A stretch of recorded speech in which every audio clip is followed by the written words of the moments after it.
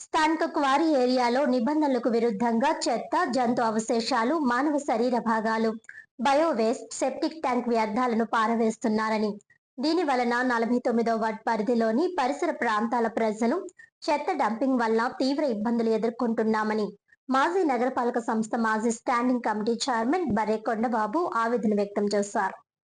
స్థానిక క్వారీ ఏరియాలో నిబంధనలకు విరుద్ధంగా చెత్త, జంతు అవశేషాలు, మానవ శరీర భాగాలు, బయోవేస్ట్, సెప్టిక్ ట్యాంక్ వ్యర్థాలను పారవేస్తున్నారని, దీని వలన 49వ వార్డ్ పరిధిలోని quarry area, Simhachalam Nagar, Rajeshwar Nagar, Sunnambatti layout, Subbarao Nagar, Shantinagar పరిసర ప్రాంతాల ప్రజలు చెత్త డంపింగ్ వల్ల తీవ్ర ఇబ్బందులు ఎదుర్కొంటున్నారు.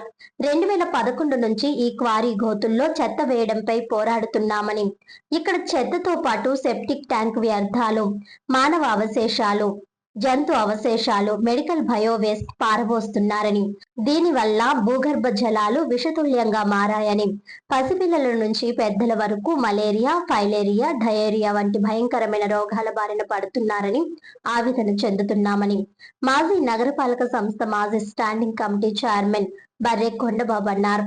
సోమవారం ఉదయం నగరపాలక సంస్థ కార్యాలయంలో జరిగిన ప్రజా సమస్యల పరిష్కార వేదికలో నగర కమిషనర్ ను కలిసి ఆయన స్థానికులతో కలిసి వినతి పత్రం అందజేశారు. నగర మరియు రూరల్ గ్రామాల నుండి చెత్తను క్వారీ ఏరియాకు తరలిస్తున్నారని, వెంటనే చెత్త వేయడం ఆపాలని కోరారు. ఈ కార్యక్రమంలో సున్నంబట్టి లేఅవుట్ అసోసియేషన్ అధ్యక్షులు బూర్తి సత్యనారాయణ, వైస్ ప్రెసిడెంట్ శివశంకర్, కార్యదర్శి వెంకటేశ్వరరావు, ట్రెజరర్ నాగేంద్ర బాబు తదితరులు పాల్గొన్నారు.